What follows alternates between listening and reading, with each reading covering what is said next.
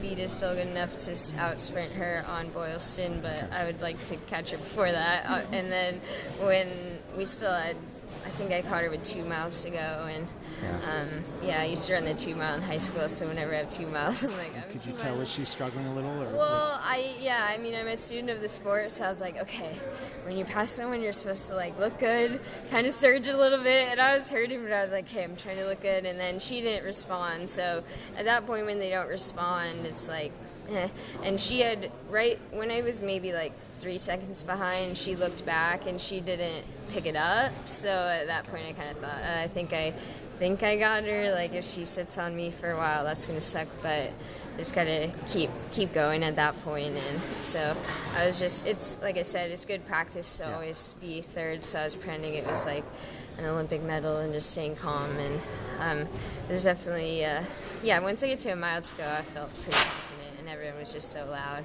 Yeah. Did you give any thought to trying to stick with Edna, like when she made her move in the second?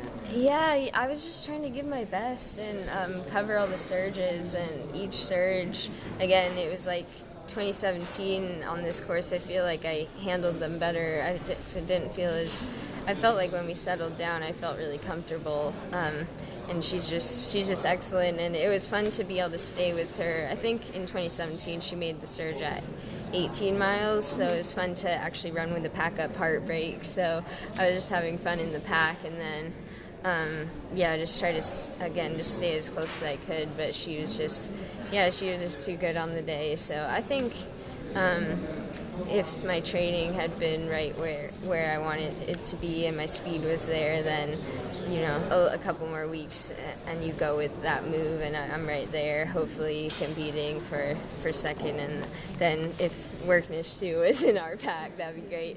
So then you're competing for the win, but it's again just a process. So I was happy to be where I was. I think that they were just better. I don't think I hesitate. I think there's no way I was going to continue on with that move.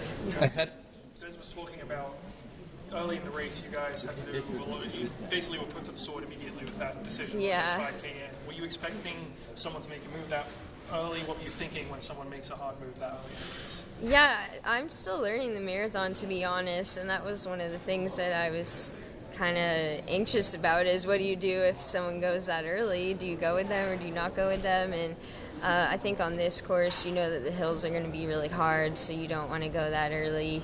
And at one point, Des even told me, just be patient.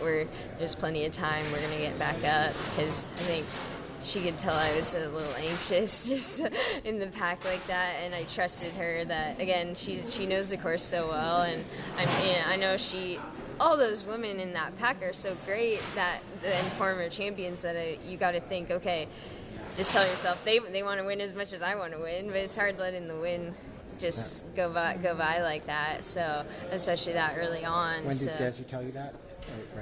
Right, like kind of at that break, yeah, and because I was like hesitant, kind of, do I go with those two or with the top one? But my coach and I had talked about that before, just like don't go with any surges that are 5.0 something, and just my speed's not there to recover from it, so just stayed with that main pack, and I felt a lot better when we caught those top two, and then I was kind of like looking up, trying to see where the lead cart was, and then at that point it's just like, I'm going to stay with these women, and if that leads me, if that's my ticket to catching the win, then so be it, but just that's not how it was. Yeah. So you're kind of in the moment and just thinking about covering those surges, and then if we happen to catch the lead cart, we did, but she was just fantastic on today.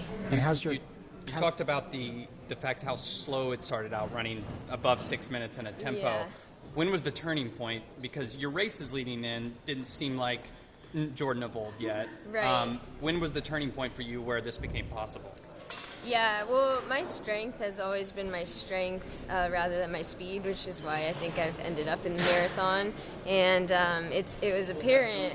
February, my long runs had come around, but again, it's just like I used to still be able to get away with a good half, I think, and just with this build-up, I'm still I'm not quite there. In Rome, I felt like I could keep going at that twice that distance, but not run I certainly can't run 68 right now. So again, my speed is just still coming around. But I think you have to be confident in all your long runs. So it was almost like I was so confident in my long runs, and then getting my speed back just became a game. So just sort of tried to do that in prep for next year for the trials, and I'll run, actually I can announce it now, I'll run Chicago in the fall, so grateful to them for just believing in me with my injury and everything. And I'm going into this race, it was nice to know that it's funny because my first year I ran here and I was so just excited about Boston and Chicago. I was telling myself it's a time trial for Boston, and then this year I was telling myself, okay, this is just like not a time trial because it's going to be more slower, but just like a good rust buster for Chicago, and I'd like to go after the American record there. So I'm just excited about the future now. I'm being healthy, and I think with more time and just being back, and now knowing that I need to take a good break and have a good build-up, and being confident that my fitness came around so quickly, I feel really good about running fast in Chicago and being back where I was. So I just am walking away just excited for the future, which is what our goal was. So 219, you think you can run that in Chicago?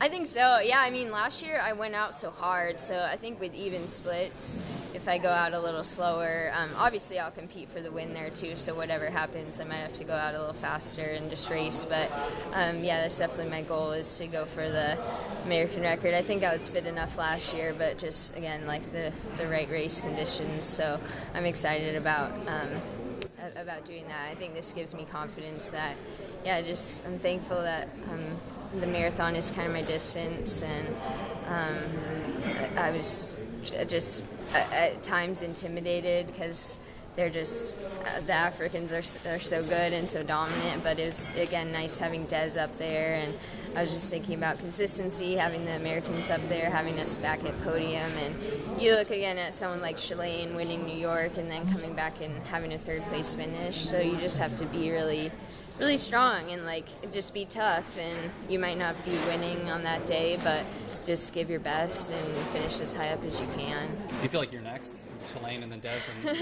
I hope so. I mean, it would be such an honor to win a major marathon, so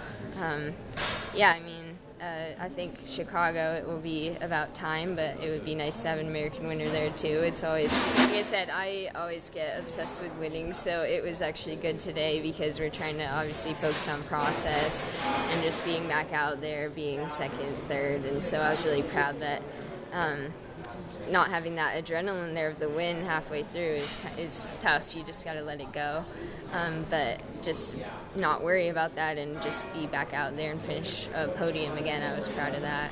So If last you year have to make you couldn't run 2 marathons that you signed up to run. Yeah. Do you have any concerns about doing this and then doing Chicago and really pushing hard to get in really fit shape, run 219? You're going to have to put a lot more training for that. Do you have any concerns running this and then that, and then you only have 4 months until the Olympic trials? That's a lot. Do you think that's enough is that too much to ask of your body? No, I think it's okay. I think we've learned from this build-up that I am able to get fit really quickly, and I'll trust that, and I won't push it too hard early on.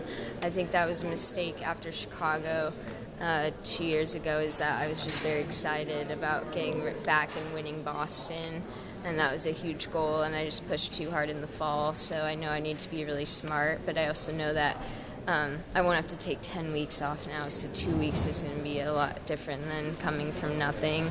And we looked at it, we sat down and looked at it, and we said, is that going to be too many marathons in a short period? But you kind of, I think I honestly need the experience. Like today I was still learning out there, learning to sit in the pack, learning the different surges, and so I think I do need to run a fall marathon, and then we'll be smart about kind of the prep for the trials and what happens there. But I looked at it, and I think it'll be okay. Just gotta be smart about the training. You make a quick assessment of best and worst. The best and worst that you felt, the worst patch you had both physically and emotionally, and the best patch you had physically and emotionally today. It was it's just learning those surges. And to be honest, I had done, before I got injured, I had practiced a lot of surges in my long runs, and I wasn't able to do that this build-up just because I wanted to be more cautious.